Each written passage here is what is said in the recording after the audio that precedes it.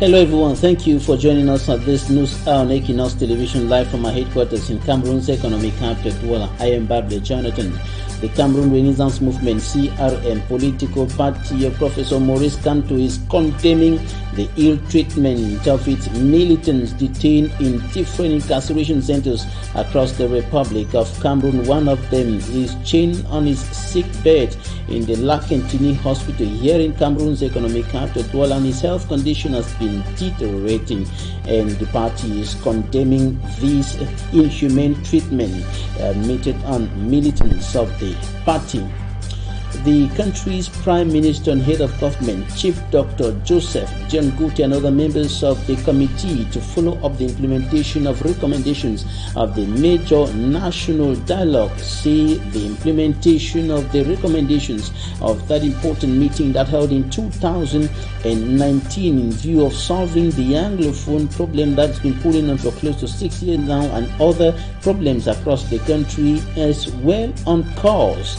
But other actors, civil society leaders, right defenders, and other political leaders think that despite all what has been done, 3 years or close to 3 years after that meeting held, nothing is changing on the ground.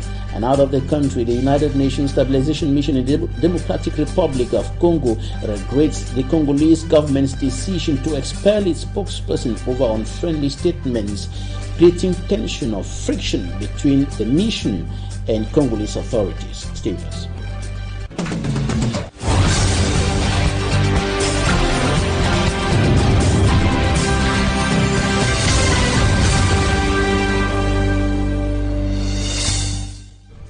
Once more, thank you for joining us.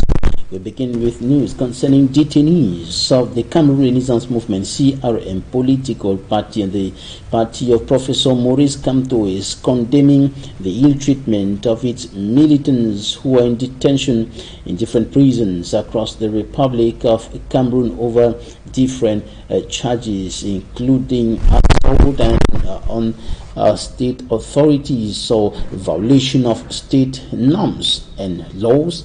And of course, one of the militants is detained in the is on his sick bed, chained in the Lakentini Hospital here in Cameroon's economic capital, Douala, and his health situation is deteriorating. Details with Annabella.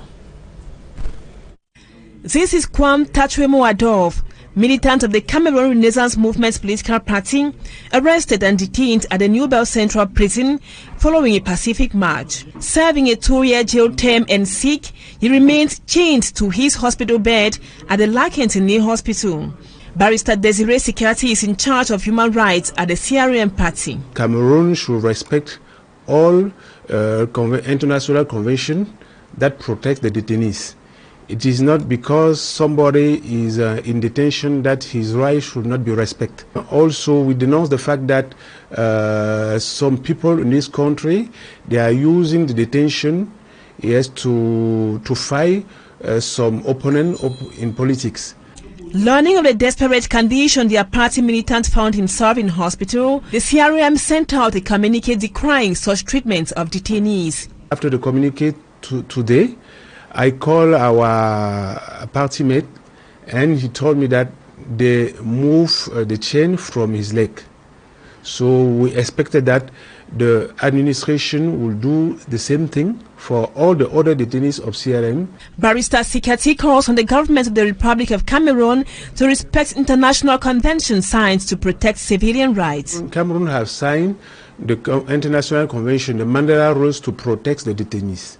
And the Mandela rules say that when somebody is in prison, his rights should be respected. It is not because you are in prison that they should consider you as an animal. So that is what we are asking to the administration, just to respect the international convention that the government has signed. 2 other militants of the CRM political party are in hospital, but not free enough to receive medical care. Gefa Kaleng and Maurice Ufo.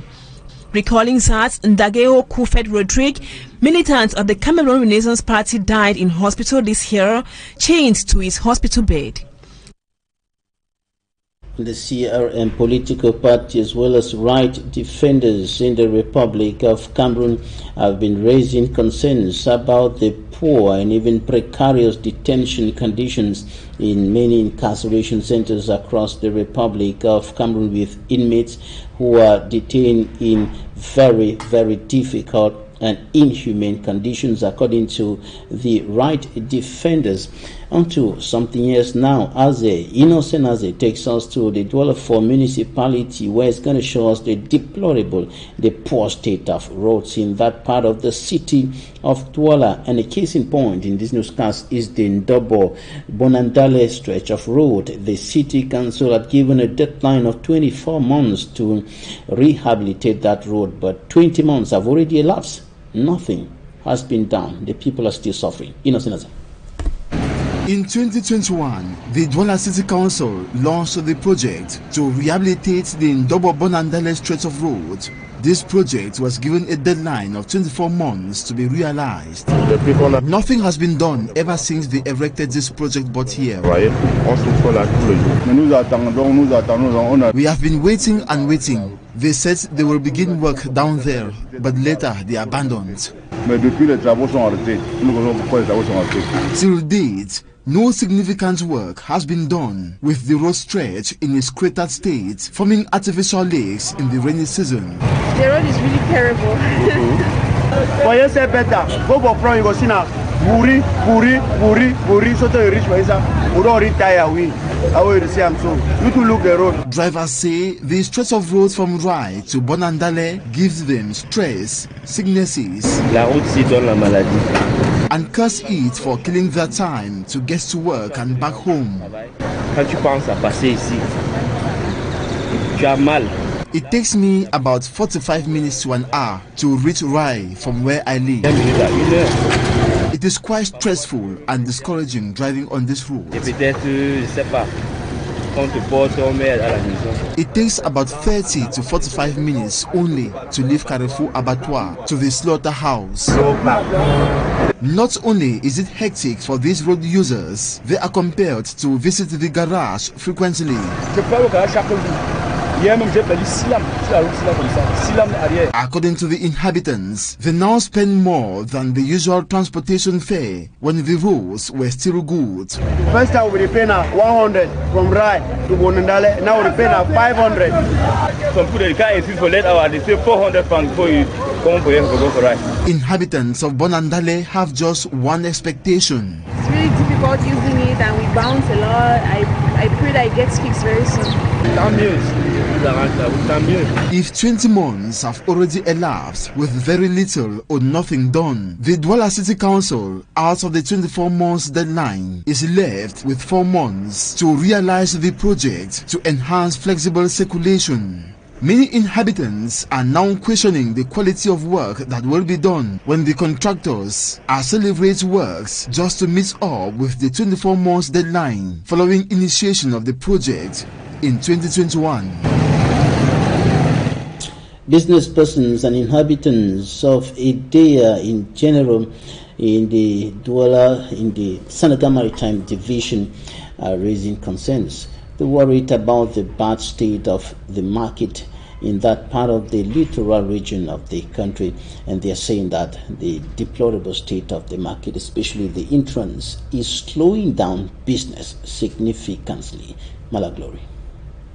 Standing water, filthy environment, and a difficult access into the Idea market known as Marché du Bord. It is with enormous difficulty that the inhabitants of this locality have to brave these every day, either to sell or to buy. Those sometimes get in contact with contaminated food items due to the state of the market. Traders complain of the deplorable state of the market entrance. This market is no longer the way it used to be. Some buyers don't just enter the market due to the difficult access. They just buy at the entrance, while some of us spend hours and even days without selling.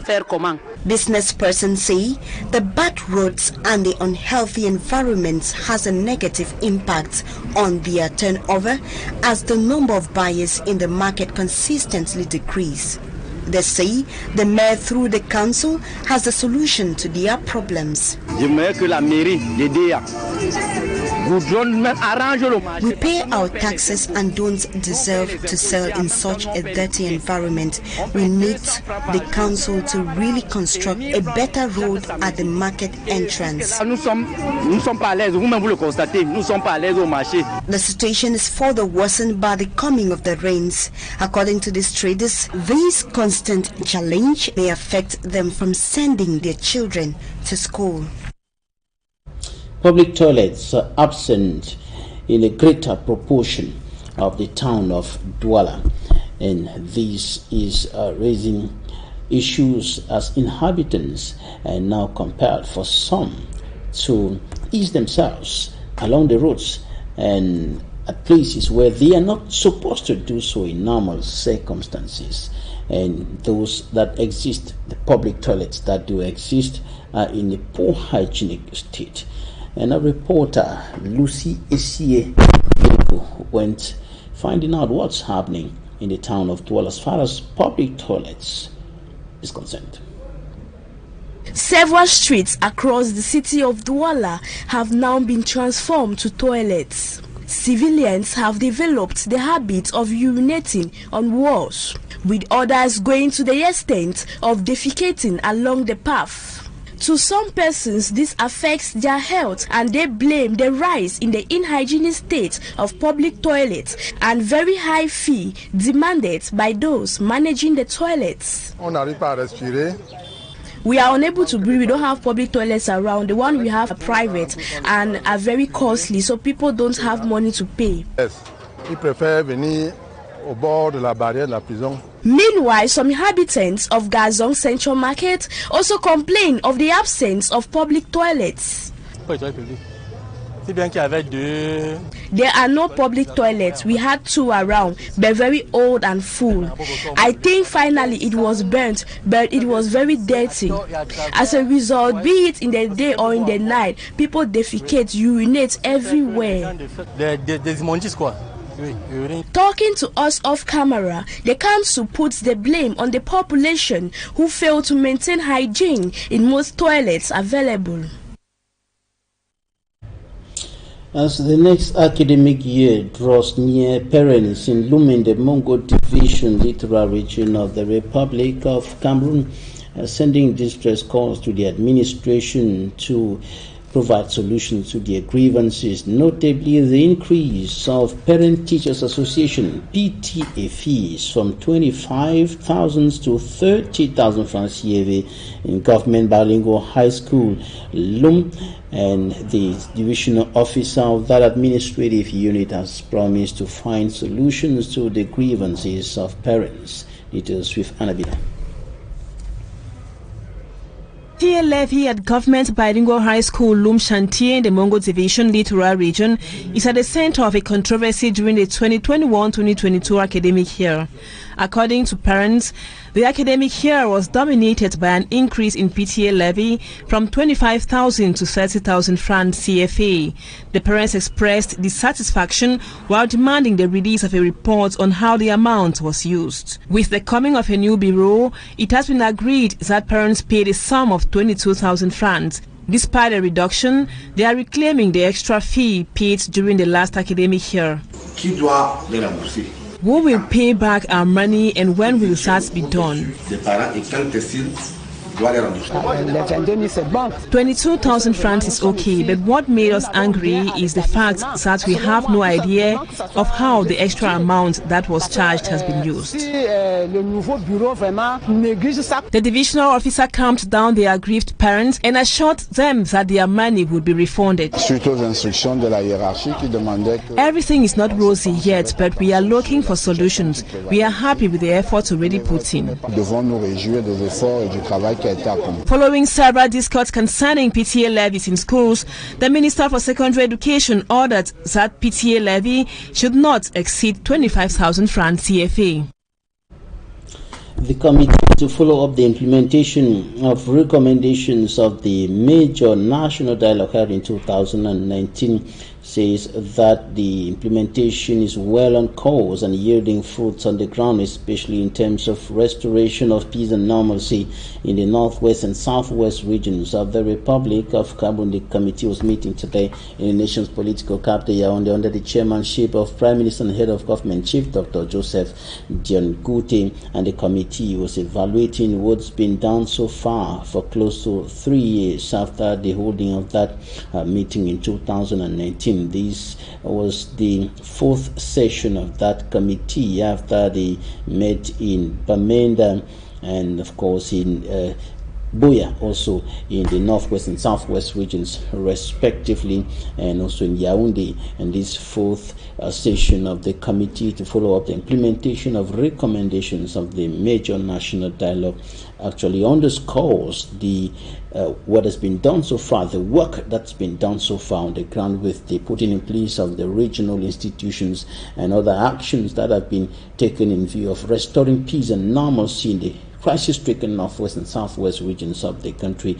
And the committee is also evaluating what's been done in the other 8 regions of the country, because the recommendations were not only limited to the northwest and southwest, but cut across from north to south, east to west of the Republic of Cameroon. Despite these, the other stakeholders, notably civil society leaders, right defenders, opposition political leaders, are saying that despite what's been done so far, nothing has changed on the ground. It is a status quo.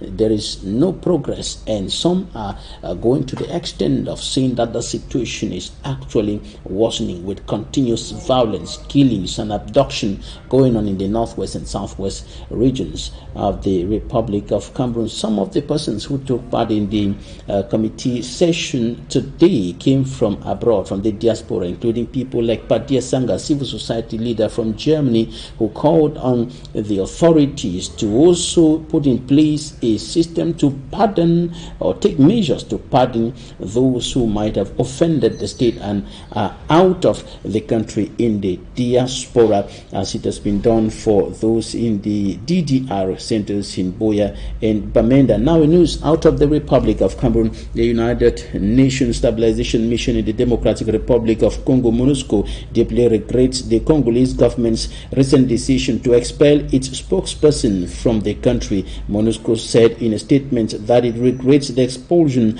of its spokesperson by the Congolese government, noting that the mission is committed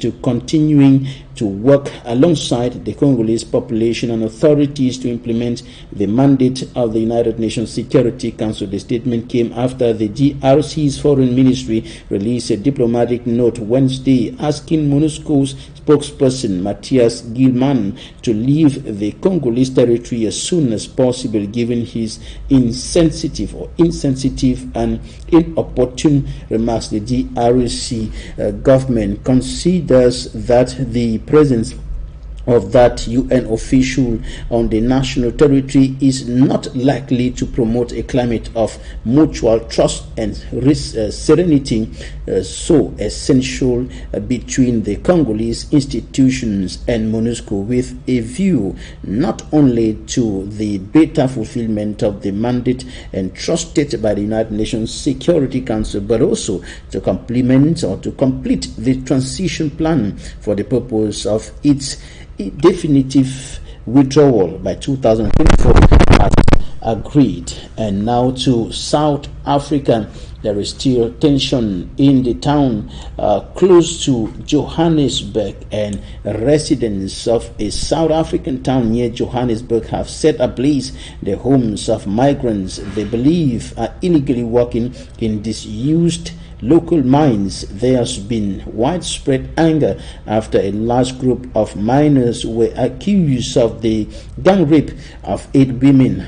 Last week, dozens of people are being held by police in connection with the assault, but none have been charged with rape so far. And in recent incidents, there have been violence in that country, raising concerns as to what's been happening there in recent years. Poverty has been one of the drivers of xenophobic attacks. Some believe, whether rightly or wrongly, that foreigners are the cause of many of their difficulties. People in Kagisho see the foreign miners, known locally as Zamas, are responsible for crimes in the area.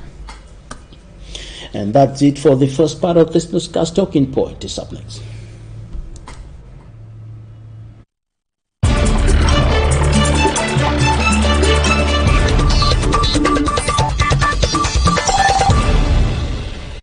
Barrister Tamfu Richard, member of the Cameroon and Nigerian Bar Associations, human rights lawyer and peace advocate, is our guest today. Barrister, what do you think about the implementation of recommendations of the major national dialogue 3 years, close to 3 years after the holding of that meeting? There is still tension, there is still trouble in the northwest and southwest regions of the country. What do you think about what's been done so far? Yes, I think the analysis we can make with respect to the recommendations of the major national dialogue, how far it has gone with its implementation, is that there is actually nothing is being felt on the ground. So 2 years since the creation of a committee that was supposed to implement those recommendations, I'm not seeing, nothing is being perceived physically. We still leave the insecurity in those two regions. Children have not been able to resume classes the way it used to be. People left those areas, those villages, and migrated to towns, or had to run a conflict and went to other neighboring countries who are considered today as refugees, have not been able to come back to those regions. So to me, nothing is being perceived on the ground, and I was one of those advocates who was strongly against the holding of that major national dialogue, because to me it wasn't the spirit behind the holding or the convening of the major national dialogue did not reflect exactly what was supposed to be done. To me, it was considered as a monologue, and I didn't expect anything positive to come out. You see that even the committee that was created 2 years after is still unable to tell us concretely what it has been able to do on the field. Even people who sit in that committee, you don't know from which criteria they were used, or that they were appointed or convened in that committee. So summarily, we are not perceiving any importance or anything concrete as far as the implementations of the recommendations of the Grand National Dialogue. So to me, I feel that we are instead wasting state funds, because that committee cannot operate without spending budget. We should have, if exactly they were working, we should have been expecting that today we are able to see or to praise and see that, okay, maybe those two regions are now living in peace, or that in those two regions children and teachers have been able to go back to their classrooms, and that maybe a reconciliation, a reconstruction is, or that these infrastructures are being reconstructed properly. But Barrister, what about the efforts? What about the things that have been done up till now? The establishment of the regional institutions that are functioning, and the putting in place of the independent conciliators who are also there, and other things that have been done. The DDR centers that are there receiving the repentant separatist fighters and working towards reintegrating them into the normal life trend, and other actions like this that have been taken since the holding of that meeting, after the holding of that meeting in 2019. But you agree with me that nothing of those things are working. Even the independent conciliator that was appointed in those two regions, we are not able to say what exactly are his functions, what is he doing, what has he been doing. So I think, to me, this committee was another creation of a useless commission that will serve no purpose, because it's just a repetition of what the major national dialogue was itself, a dialogue where friends have been invited to sit and drink and spend state funds. So it's no surprise to me that today we are not able to say in concrete terms exactly what are the fruits. We should have been expecting that maybe what they should give us an update of the reconciliation stage that is happening. We should have been having updates on maybe what is the security situation, but you see that nothing is moving, and I think that we are wasted 2 years for nothing. We have wasted government resources, and even the president himself, who I can see is the overseer of that commission, has not himself come out concretely after 2 years of creating the commission to tell you or to give an appraisal of their work, that maybe after 2 years this is what they have submitted to him as a report, and these are the measures that he has taken. So but the authorities are saying that the implementation of recommendations of the major national dialogue is yielding fruits on the ground. There are signals, according to them, of a progressive, gradual return to normalcy in some parts of the two regions. There are signals that violence is somehow going down, and the authorities simply think that there is hope and there is a change. There's something that is changing on the ground. So why do you think that it's a status quo? Continue to live in the status quo, and nothing is changing, nothing positive, because you agree with me that this crisis already is maybe going to sit here, and if this committee has been working for 2 years, at least 2 years is enough to bring or to look for lasting peace in those two regions. But we continue to live in insecurity. We continue to live in a precarious conditions as far as internally displaced persons are concerned. People are not able to go back to their villages as they used to do in the past. So I think it's high time that we reevaluate that committee and really ask ourselves what exactly was it created for what purpose. And if we see that it's not yielding any fruit, I think it's high time we dissolve it and then try to look for other avenues to bring peace into those two regions of Cameroon. Barrister Tamfo Richard, human rights lawyer, peace advocate, member of the Cameroon and Nigerian Bar Associations, thank you so much for your time. Ladies and gentlemen, this is where we end this edition of the 6 p.m. newscast on Equinoxe Television. Thank you for staying with us. Goodbye.